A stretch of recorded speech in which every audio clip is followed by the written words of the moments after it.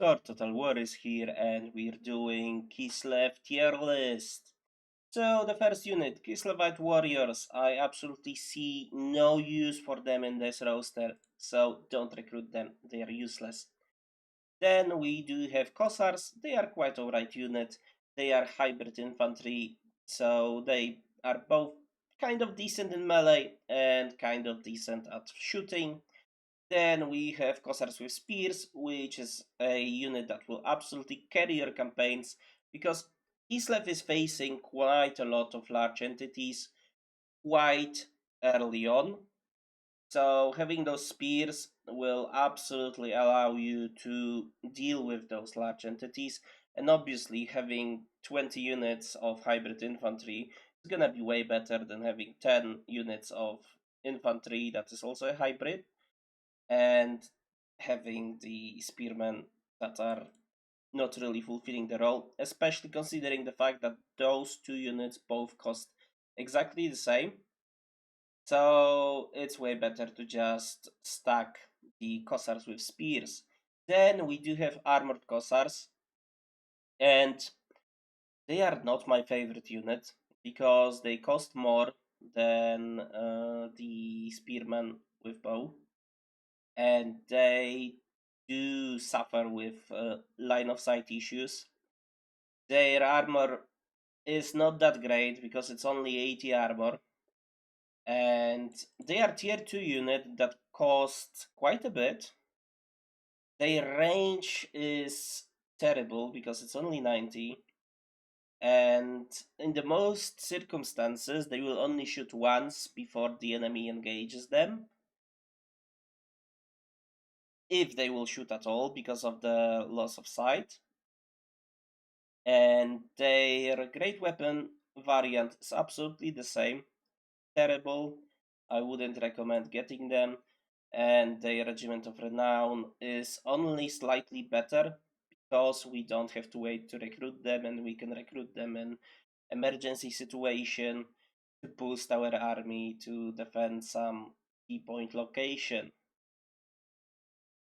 So, and also the Armored Kossars have quite slow fight animations, so yeah, there you have it. I wouldn't recommend getting them. Then we have the Akshina Ambushers, one of the best stocking units in the game.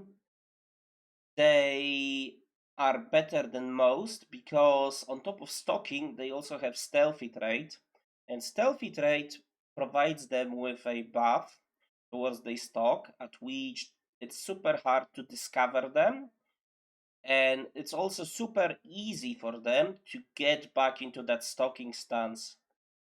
So they can get boosted quite hard by general and by the tech tree, especially if we're playing as Ostankya's faction.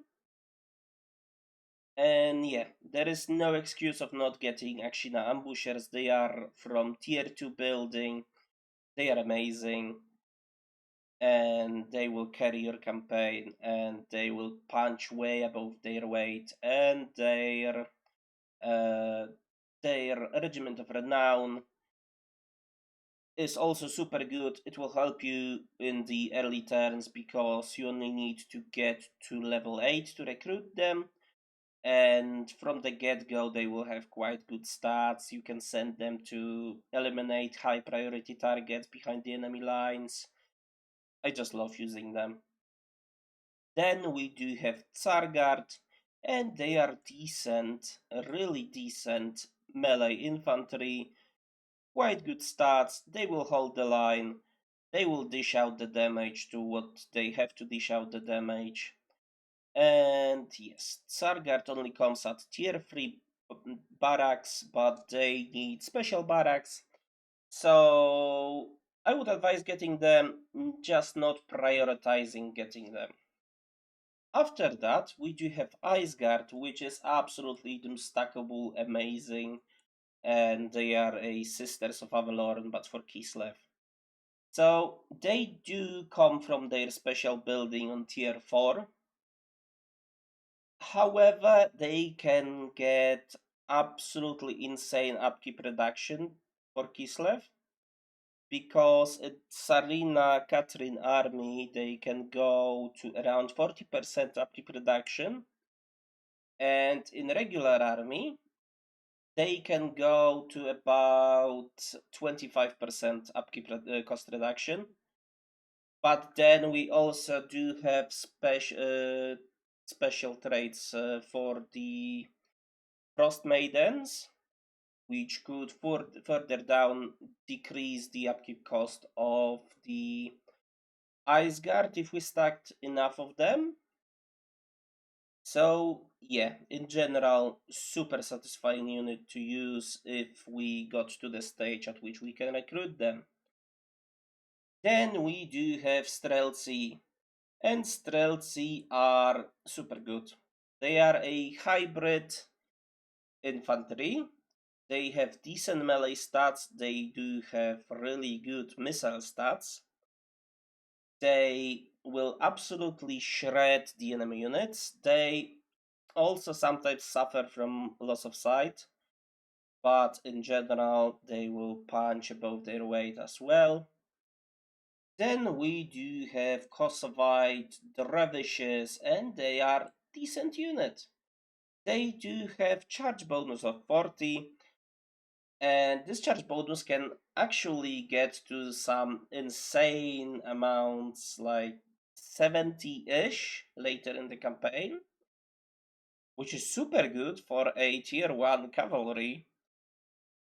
And they can do wonders, especially if you send them to flank the enemies and strike from the back. Then we do have horse archers. They are also decent cavalry option for Kislev. Obviously, it's a skirmish cavalry, but they do not cost much. They come early in the campaign, and they can be absolutely utilized properly if you have micro to pull it off. Then we do have wing lancers, and they are a unit that carries the campaigns. I already explained it in a short. They are amazing. They do have glorious charge bonus, which allows them to have their charge bonus basically doubled in time. And also that ability allows them to cause moral loss even from the frontal charge. And then we do have Gryphon Legion, and Gryphon Legion is one of the best cavalry units in the game. They cause fear. They can get their upkeep cost reduced to around 240, maybe even less, if we get some proper traits for the heroes. They can get their charge bonus to above 100. They also have the glorious charge bonus, and they have amazing stats all throughout the board on top of everything. Then we do have Light War Sleds, and Light War Sleds are absolutely amazing skirmisher unit. That is also a chariot, so chariot skirmisher unit, and you can just kite the enemies around the entire map with them, and they will just not stop, and you can kill everyone at distance, and they are super good. Then we have heavy war sleds, which are alright, but I would much rather have the light war sleds because they are faster, it's harder to pin them down, and in general are just better. Then we do have Little Grom, and Little Grom comes often too late in the campaign to make a real impact, but once you get them, I would suggest getting 1 or 2 per army just to have that artillery ability. Obviously, we also can use a hidden artillery unit, which is Hag, and Hags do have quite strong but short-ranged missile attack, and Hags are super good as well. So we're gonna drop Hag in there. I know I'm not following the order, but since I was talking about artillery, I just decided to put Hag into carrying the campaign. And then we do have absolute Doomstack of Warper Riders, and Kislev is a bit different to the Empire because we can get that growth going faster than for the Empire. And also, Kislev is a faction that is defensive by nature, so you shouldn't be really spreading out too far with them away from your recruitment provinces. So it shouldn't be hard to get all those high tier units once you actually get them. And then the Warber Riders, the Regiment of Renown version, is going to carrying the campaign. And then Elemental Bear. I don't like Elemental Bears. They are clunky and they do get an insane amount of damage. So they're kind of like a tank, but they do not reduce the incoming damage too much, and they cost quite a lot. And then we do have Regiment of Renown. Obviously, it's going higher because we can recruit it in one turn, and it also has a bit of extra stats, extra abilities. And then we do have Snow Leopard, and if you ever played Kislev, you know that this is just garbage. It dies to almost anything. The only reason that I would see having them is because I was given them in any sort of a way, and I do not have the recruitment capacity to recruit anything else. And they also can be summoned with a ability of Frost Maidens and Ice Witches. And if you can summon them, yeah, use them, because summoned units don't cost anything, but do not recruit them under any circumstance. They are terrible and they are overpriced for what they can do. Then we do have Things in the Woods, and they are a really decent unit that we can get early on and which will help us with carrying the campaign, and their Regiment of Renown version is also quite good for the campaign. Then we do have Frost Wyrms, and they are alright.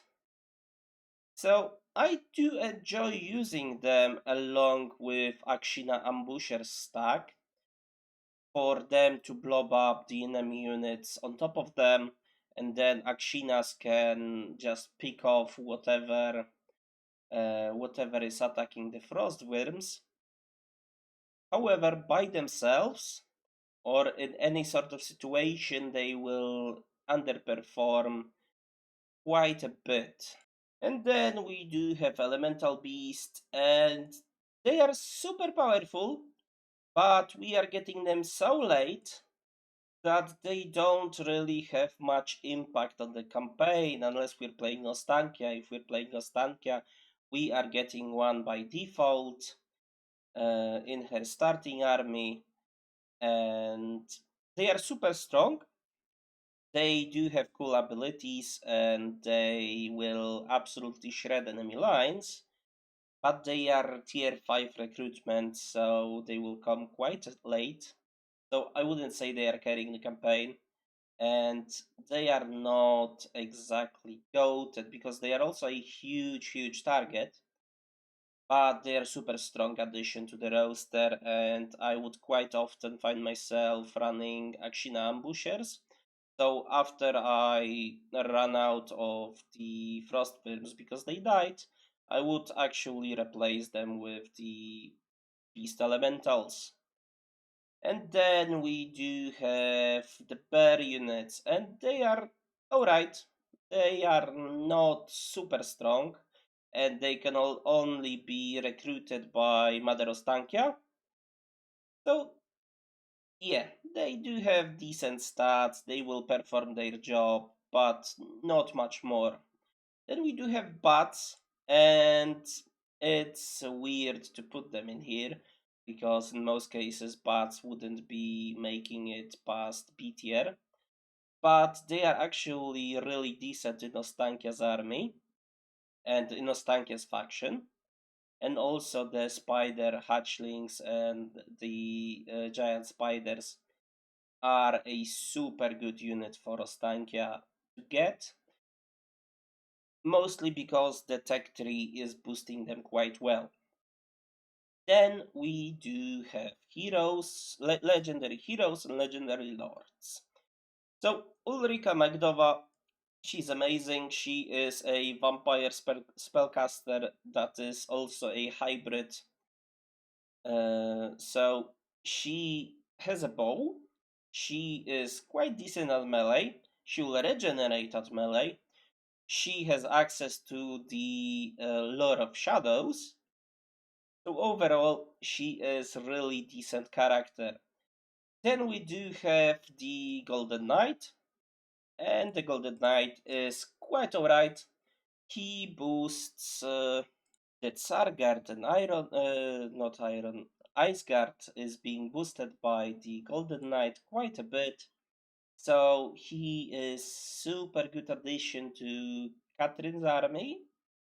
Or if you're feeling confident enough to run Katarin's army without him, then add him to the second stack of your Ice Guard. And then we have Katarin, and she is quite potent. She is super good, especially with her Doomstack of the Ice Guard. And beyond that, she is boosting the campaign for Kislev quite a bit. Mother Ostankya. So, Mother Ostankya is not that strong of a legendary lord by herself. However, her faction is super strong. So if we were playing her as her faction, then she isn't here. And in normal other Kislev playthrough, if we manage to confederate her, she's B tier. She has the artillery ability, the same as the hags, and she has access to the lore of hags. Then Boris Ursus, the strongest of legendary lords of the Kislev. His Warbear Doomstack is absolutely insane, especially in the auto-resolve. I quite often found myself having 4 units of Bear Riders, Boris on level 20, already boosting the Bear Riders beyond any imagination and beyond comprehension. And yeah, he's just powerful with his bears. Then we have Kostaltyn, and Kostaltyn is not strong in a regular sense. However, he can boost weak troops.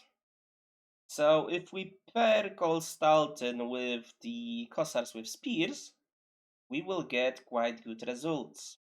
So he is a legendary lord that is not exactly the strongest out there,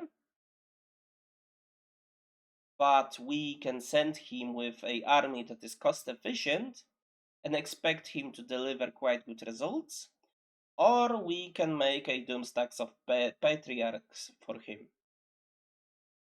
Then the Ice Witch Lord, and I would recommend not getting them ever. They are not really good. There are better options that are Ataman and Drużyna, and they are both B tier. They are not super good, but also not bad. Then we do have Ice Witches, which can boost your troops quite well due to the special recruitment process that they go through. So you can basically customize them to boost your army however you please. And then we do have Patriarchs, and they do provide quite good buffs to the troops that they will be supporting.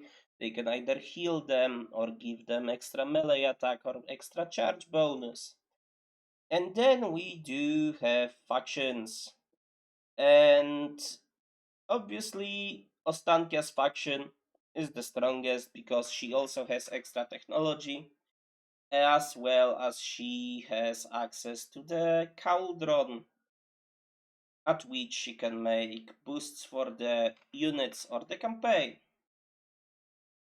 Then we do have Ice Court, and Ice Court is not super strong.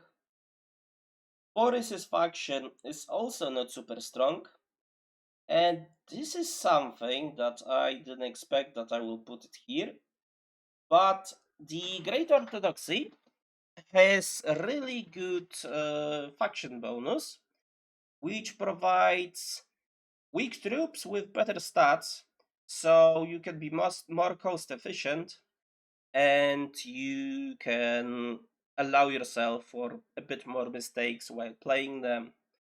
So there you have it, lads. If you want to know more about any particular unit, drop a comment and consider subscribing, and see you in the next episode.